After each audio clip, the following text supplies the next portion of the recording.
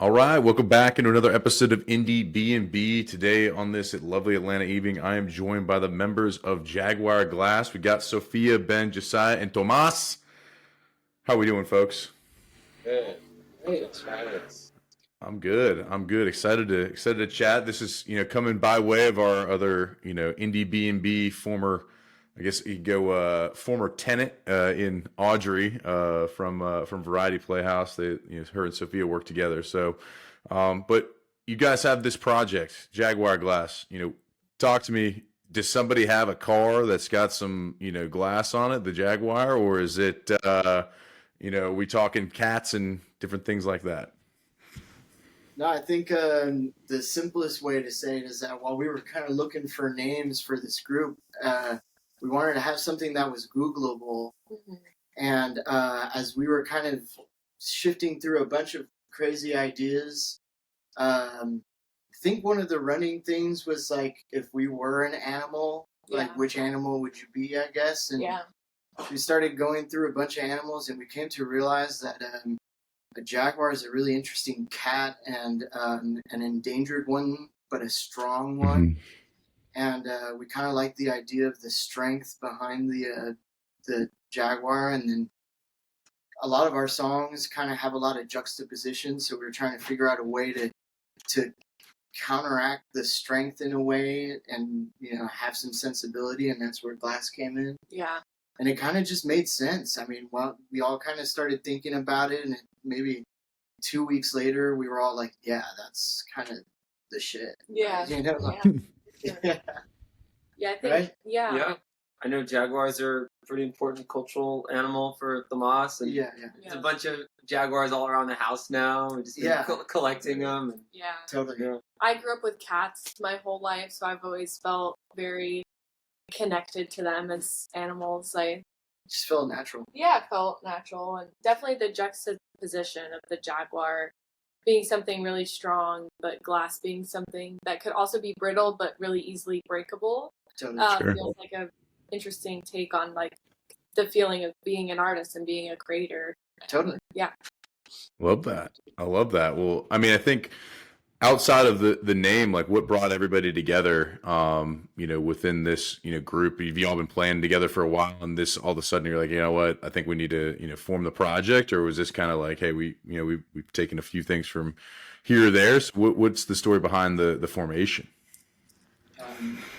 Does anybody want to take that? Yeah, I can take that. Yeah, right, go for it. So many years ago, during COVID, pandemic, Tomas and I and Sophie were working on a record of mine, and it was a bit of a pandemic project of mine. And during that time, we were spending a lot of time in the studio, 6 feet apart, of course, but together in the studio in masks. Yeah. And Tomas was showing me some demos of songs that he was working on, and a lot of ideas.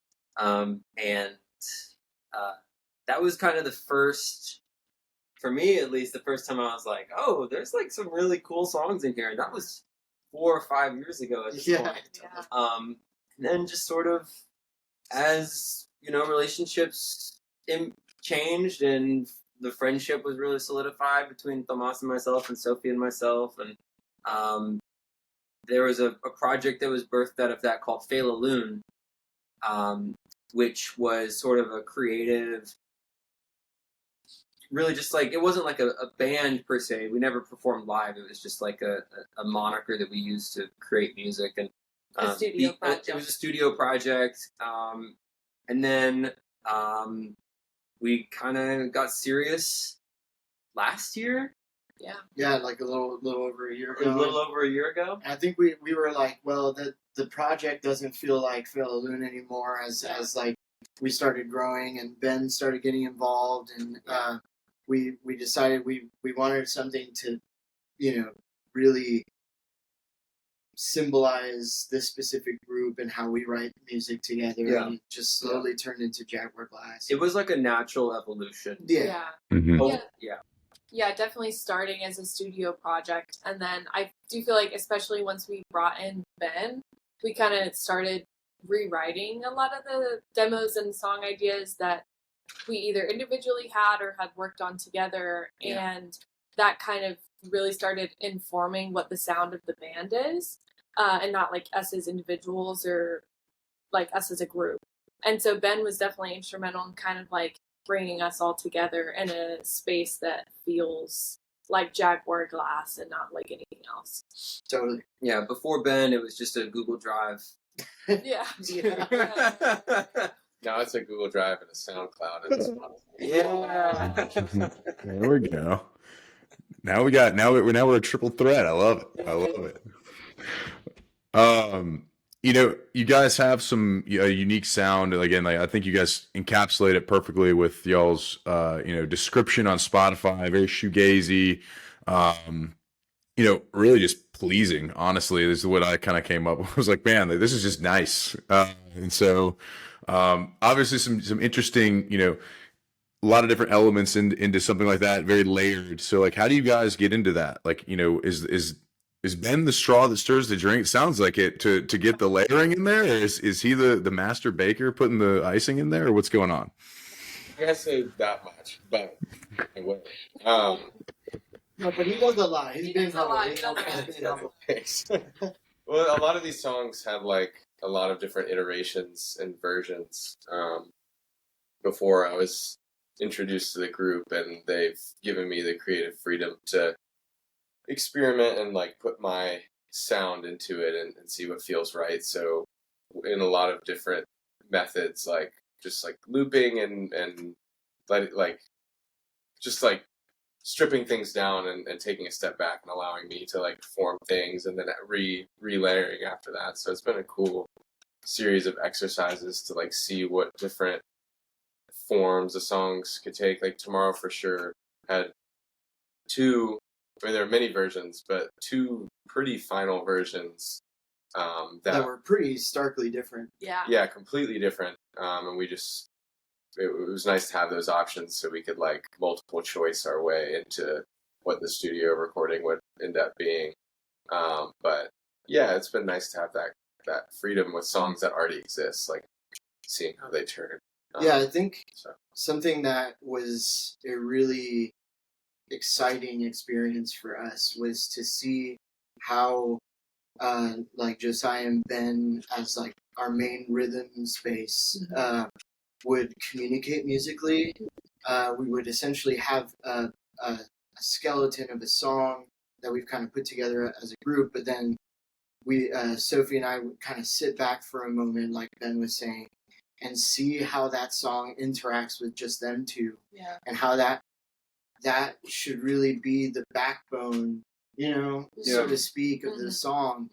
And both of them rhythmically come from such beautiful kind of different places that once there is a place that locks the two together, it really helps reinform me and Sophie's parts. 100%. And so that would happen a lot with our songs. I mean, we would keep the form and the intentionality of the song intact. Yeah.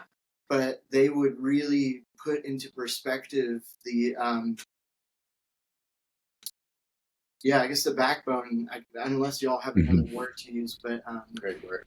Right? It just kind of created a canvas, so to speak, for Sophie and I to take color in our song. Yeah. It has been cool.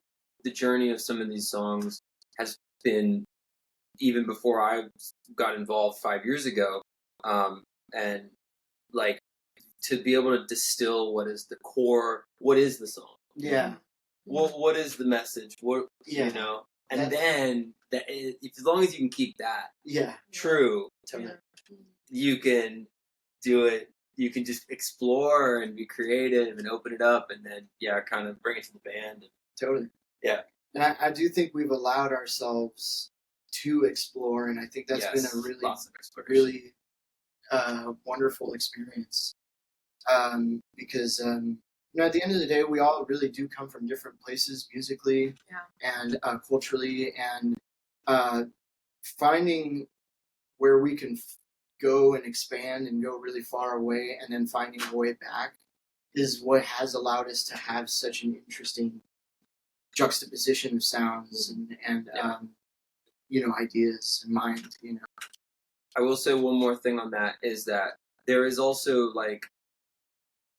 there is a art side. Everything we've just been talking about is like the art side of a song and creation of a song and exploration, but there's also a craft side to that, which is like the technical in the studio, knowing when you've gone too far and knowing when you haven't gone far enough. Yeah. And like, which is an art form. Which is an art form of itself, and like understanding like, oh, we could put an acoustic guitar in this verse and it wouldn't be too overpowering versus we can't do piano in this section because there is like real like technical frequency and like conversations that are had in the studio when it comes to like layering all of these different sounds, because they are pretty stacked. Yeah, it's multiple guitars, synths, Yeah. lots of vocals, big drum sounds, big bass sounds. Like We're definitely maximalists. Yeah. Maxing out all the knobs that are available. Take them. Why not? That is like Hey. drum kits. Yeah. Well, go ahead. No, you go ahead. Well, like, I want to get into the song Spotlight Zombie Ants. That's y'all's newest one out. We're doing this as of November 18th. It'll be out sometime in December. But, what are the, for that particular song, it's got such a nice, like, the musical part of it is just pleasing, like I said. And like, then I read the lyrics, which are on the Spotify, and I'm like, fungus controlling my brain cells. We got like all kinds of stuff going on these lyrics. So, first, give me in the music part. How do we craft that sound? Probably similar to what you guys were just talking about, but then also weave in the a little bit of a juxtaposition with some of the lyrics that are a little pretty intense in some aspects. Yeah, it is an intense song. Yeah, I would say I feel like it really. I do feel like this song is a really good example of how the music that we make has a lot of juxtaposition in it naturally. Like I would say, if you listen to the song, it maybe doesn't sound as intense of a subject of what it's talking about, which is what you're kind of alluding to. Yeah. And that is just really interesting. And I think that that's a really good example of like how the name also works. But yeah, just to like summarize the subject of the song is in the perspective of if you were an ant, and there is a type of fungus that will attach itself to ants and also other animals, like naturally in nature. And the way that this fungus procreates is through getting into the nervous system of these ants or different animals. And the song is set from the perspective of the ant who is feeling its body and mind slowly being taken over. But not necessarily being aware of like what's happening, because like an ant would not be fully aware of that. So I think that's kind of where the sonic space kind of comes in, is like even playing more into that. And yeah. Like The Last of Us. yeah. That fungus. Yeah. Yeah, I mean, it pretty much is. Cordyceps.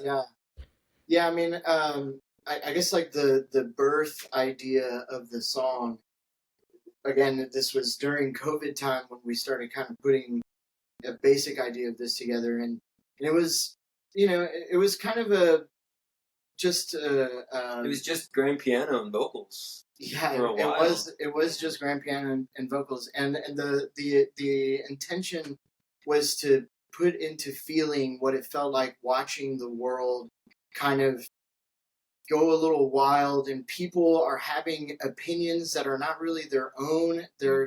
A lot of people were starting to just be vessels of like these like corporate and like big business types who are instilling ideas of theirs into people, and like these people are no longer capable of having their own thought, and they're just spewing out all these like crazy things that have turned the world into where we're at right now.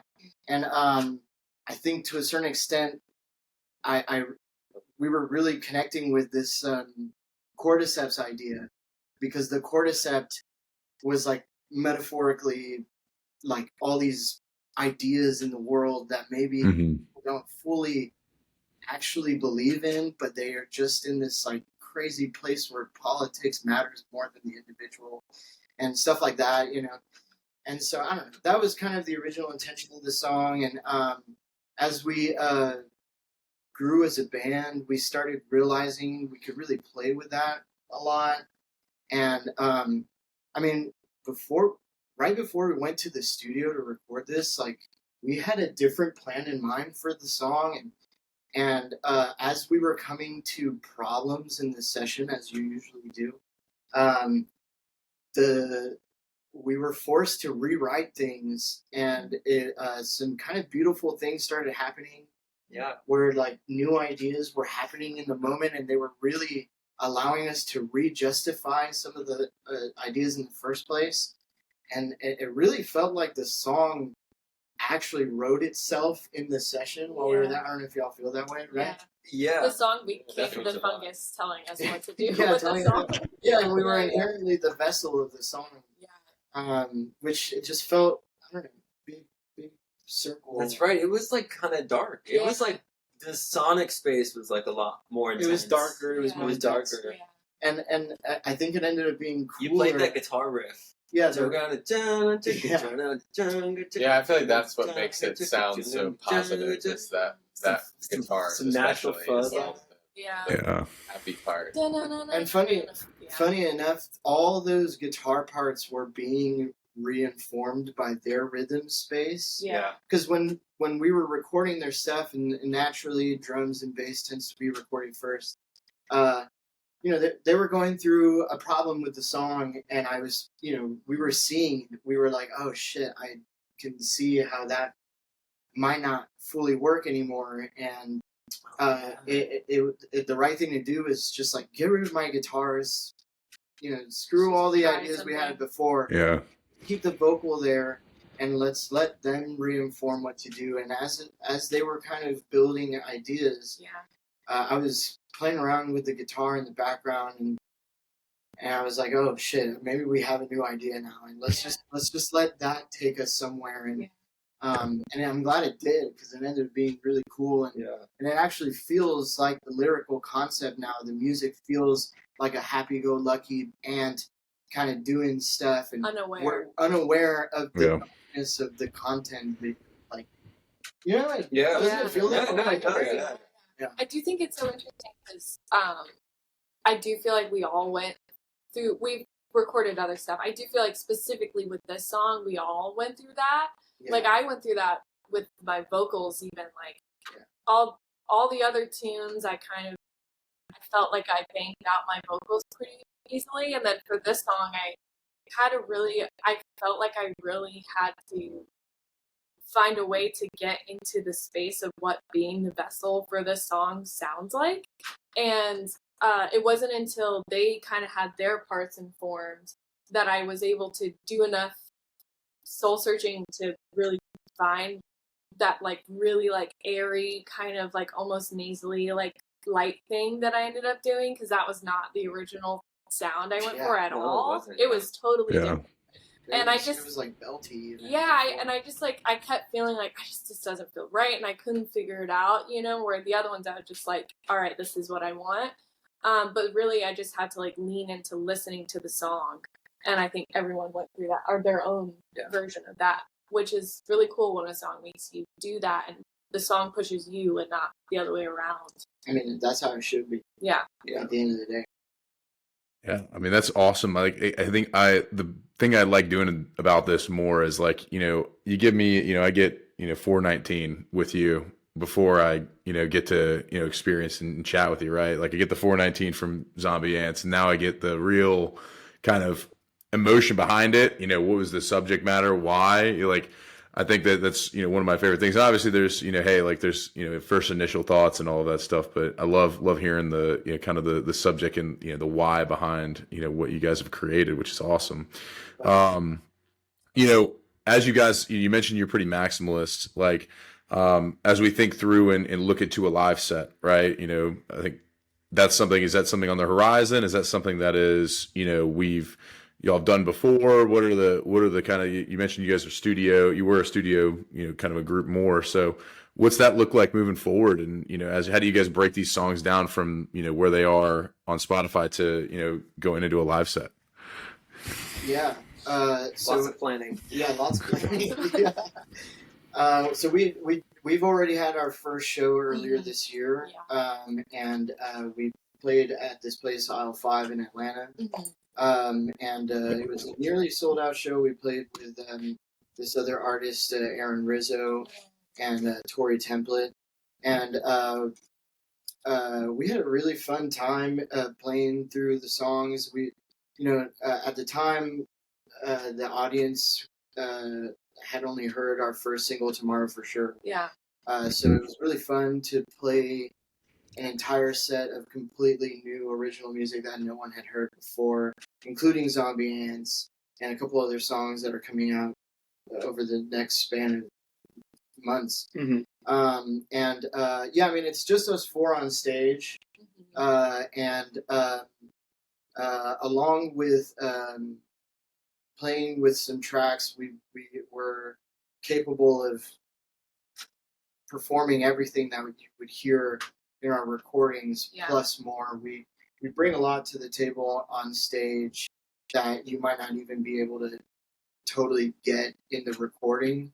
But that's kind of a fun thing. It's to be able to kind of see the two pictures that we can paint, because realistically, it's not like we sound so different, but we do bring a certain set of colors that we can't do in recording. I don't know if you all agree with that. Yeah. Yeah, I think having the ability to create two different songs, essentially, like live and studio, is ideal, so that people get a different experience from seeing you live and don't know exactly what to expect and can have a different live experience. So as much as we can do that and craft like different sounds and not completely throw an audience member off by doing something completely different, like nice little balance. So it's two different listening experiences for sure. And we're pretty detailed oriented people. At the end of the day, our show is pretty generally meticulously put together, and we know where the differences are between our recordings and our live show. We really love to accentuate that, just there's lots of little details. You'll be able to catch us again in Atlanta in December 6th at the Earl, opening up for Mini Trees. Yeah. And July 31st? No, not July. January 31st? January 31st. At Aisle 5 with Internet Islands and Sleepers Club. Yeah. That show has yet to be announced while we're recording this, but once it comes out, it's all good. It's all good. By the time it's out. Yeah, it'll be announced by the time. You said somewhere in December, right? Yeah, it'll be in mid December. So for those of you I'll make sure to take care. We'll clip out the December 5th one, or December 6th show. While we're spoiling, by the time this video comes out, there's going to be a new single, December 9th. Yeah. And that song is called Anger. So by the time this video comes out, that'll be all news. But we're really, really excited about that song. It's really fun. Yeah, it's a super fun. I think if you were really into Zombie Ants and really into Tomorrow for Sure, this is the one that really marries the two. Yeah, it definitely feels like a marriage with the two. Yeah. Awesome. We got a lot of stuff coming up. Sounds like, so we got December 6th. We're opening up at the Earl for Mini Trees. We've got January 31st at Aisle 5 with Internet Island. I mean, it's just, we're getting the glass. We're putting the panes up, if you will. Putting the panes up, and putting our paws on them, if you will. Yeah. The reason about our name is that I feel like we get a lot of jokes around the name, but I genuinely not everyone's joke is the same, which is kind of cool. Like I've never heard that one before. Yeah, that's a new one. And I love that. But yeah. Put the paws and the panes up. There we go. I feel like the name is for in the sound, like I'm just seeing like a sick T-shirt, like a guy who's like a Jaguar, like breaking a piece of glass, or looking at himself in the mirror in the glass. I don't know, So, but awesome. Those are free. You guys came on the show. You get them for free. You get them for free. So, we'll want to transition to something a little bit more silly here. Get the a little bit more of your this or that, kind of the mainly food-based questions here. The Pete Peterson Party Pack. As we wrap up here with Jaguar Glass. So, we'll go from seated left to right. So if that makes sense, we'll rip it first with Ben, and we'll kick it off here. Pete Peterson's Party Pack. I guess my left, y'all's right. Pete Peterson's Party Pack of questions. 20 questions right in a row, or 20 or so questions. Here we go. Cake or pie? Ben, starting with you. Cake. Pie. Pie. All right, here we go. There's no like a 3-on-1 to just kick it off.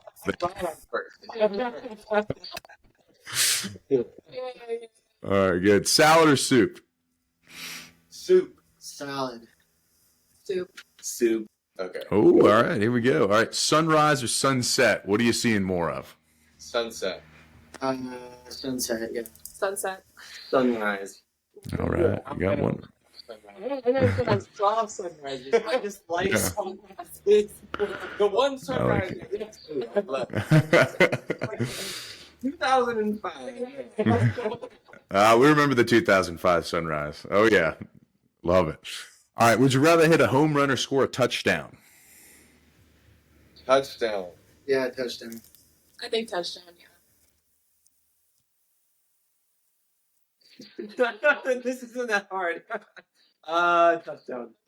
So you can just they get mad at you. Yeah, I love it. All right. Night in or night out, what are you having more of?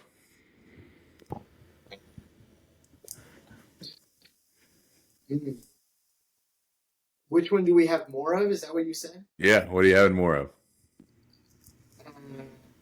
Considering our jobs are night out sort of stuff, Yeah. I tend to do night in because I'm not at work. I'd same. I not by choice night out, but when I have the choice, definitely night in. Yeah. Yeah, I'm a night in kind of guy. For sure. All right, well, when you do catch yourself out, perhaps at Banshee or, some other place, are you likely to hit the robot or the worm on the dance floor? Oh. I can't do the worm, but that is the vibe that I'm bringing. All right. So, worse, but Worm energy. that's Worm energy. getting on the floors. I don't know. I do love a absolutely hysterical, ironic robot dance. I mean, it's hilarious. Yeah. I'm also a robot. I cannot do the worm, and you will not catch me ruining my outfit that way. I'm still traumatized from my 8th grade dance when I challenged someone to a robot dance competition and lost. No. So I'm going with the worm. All right, there Going we with the go. worm. All right. I thought that was going a different way. I'm not going to lie to you. All right. Guac or queso at your favorite Tex-Mex spot? I gotta say, I think queso is guac for sure. I'm a guac. Definitely guac, unless I'm having queso fundido in Mexico. Yeah. Then definitely that. Okay. Yeah. All Yeah, right. guac 100%. All right. Love that. Love that. All right. Waffles or pancakes? waffles every day. Hot take, neither. They both suck. Ooh, okay. I'm actually super against both. Not gonna lie. Like you dislike. Morally Hardcore. against I will both of them. literally skip it 100% of the time. Are you a cinnamon bun guy? Do I need to add that in? So I'm Colombian, and our version of that is arepas. And I Arepas. think those are a billion times better because I tend to think sweets for breakfast is ridiculous. But that's my hot take. Hey. My simple hot take. For Yeah. that. Love that. Savory only. But Chicken waffles. Yeah. I'm gonna say like waffles. Yeah, waffles. Also waffles. Yeah. All right, here we go. All right. Coffee or tea with your waffles or arepas? Nice. Tea. I think it's an obvious coffee for me. Yeah, that's a good point. Morning coffee, nighttime, definitely tea. Yeah, coffee. You don't like nighttime coffee? I like going to sleep. Slam a quick decaf before you get to bed. I mean, I love that. That's very cool. Yeah. All right, dogs or cats? This one might be a I keep jumping the gun with these answers. Oh no, you're good. You're good. Dogs. Dogs. Yeah, I mean dogs, to be honest. Whoa. All right. All right. Alright. Feels like more shit can be. Yeah. And I know that's what I every disagree. dog person says, and then every cat person is like, but no, wait, you don't understand. You just haven't met the right cat. That's true. I don't. Every dog. Here's my. Oh my gosh. Here's my take. Dogs are for everyone. Cats are only for like the right person, which makes the bond even more special because they really like choose a person that they like really bond with. Whereas dogs, I feel like, are a bit more amicable and bond with more people more easily. So that's what makes a cat's bond a little bit more special to me. You got to earn it with a cat. You're the right person, and we all. He should buy the cat. All right. Are you more like a ninja or a pirate? That's a question.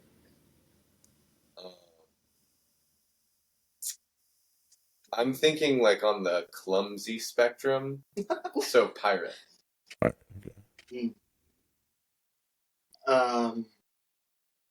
I'm more ninja.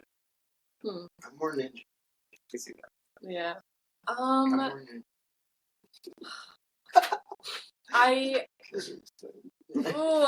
feel like I'm more ninja, although I am very clumsy, but in every other sense I'm more ninja. I love how like pirates are just clumsy now. Yeah. Yeah. Yeah, Just that's compare still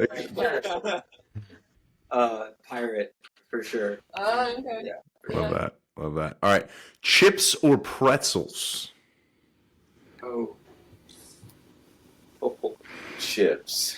Yeah, I'm chips. Definitely chips. Pretzels. Whoa. All right. Hey, it includes the soft pretzels. People forget about those. Oh, I didn't think about that. Still It's a chips. mustard. Still chips. MGL. All right. Still chips. Okay. All right.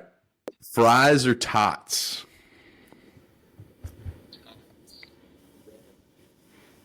I'm fries. I'm tots all the way. I think I'm fries. All right. Okay. Yeah. We split 2-2. Yeah. All right. After a long day or a long night at work, TV show or a movie to unwind? Wait, which of the two or what? Yeah. would Do you watch a TV show or a movie to unwind? TV show because I can't stay awake for I think probably the same. Yeah, TV show, yeah. TV shows. I'm gonna go movie. Okay. Yeah. I love movies. Yeah.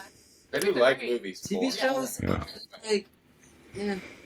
It's like Great British Baking Show or something, where it's like there's not like a lot of like continuity. Like I can just like pick it up. And Well, I'm not like, watching you know, that. whatever. But I'm thinking like, but when I watch a TV show, I can't. It's healthier to watch a movie because there's A beginning and end. yeah, there's an end within 3 hours, hopefully, unless Yeah. it's Lord of the Rings. Yeah. Great, movie. Sure. But with shows, I can't do the like oh, big cliffhanger, I'll watch the next episode in a few days. So I just binge it. Yeah. I watched Breaking Bad three times. So Nice. Yeah. I have to stay away. I have to be like smart about it because I just get hooked. I hate that. That makes sense. That makes sense. All right. Are aliens real? Yes. Yes. Yes, For definitely. sure, Yeah, 100%. All right. Is Bigfoot real? Oh. Bigfoot? Mm-hmm. Yeah. Yeah. Not enough evidence for me, I guess. That picture is crazy. He is freaking- I don't think so. I think if there is anything that's like Bigfoot, people just call it that, but it's actually an alien or it's just like made up. I don't know. I'm going no on Bigfoot. Yeah. Okay. Is love at first sight real? No. Yeah. I think there. I think there could be a case, but it's hard to believe it. No. Yes. Oh. There you go. He wants to believe in the magic. I love that. All right. Romantic over Yeah. there, Bigfoot's Yeah. not real. Okay, that's fine. I could give up. Yeah. Might love Bigfoot if you ever see him. Yeah. Right. Watch out. I love it. I love it. All right. Give us each one of you guys. Give us one band that we might not know that we ought to check out. Melodies ever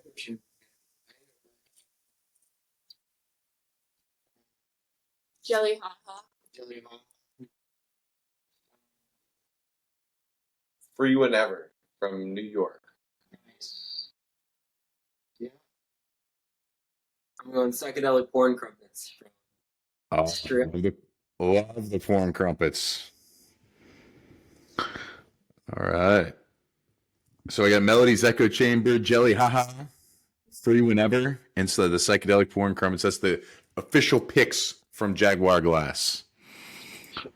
Love it. Love it. Well, thank you guys so much for coming on the show. Really appreciate it. Everyone, be on the lookout. December 9th, they got a single coming out.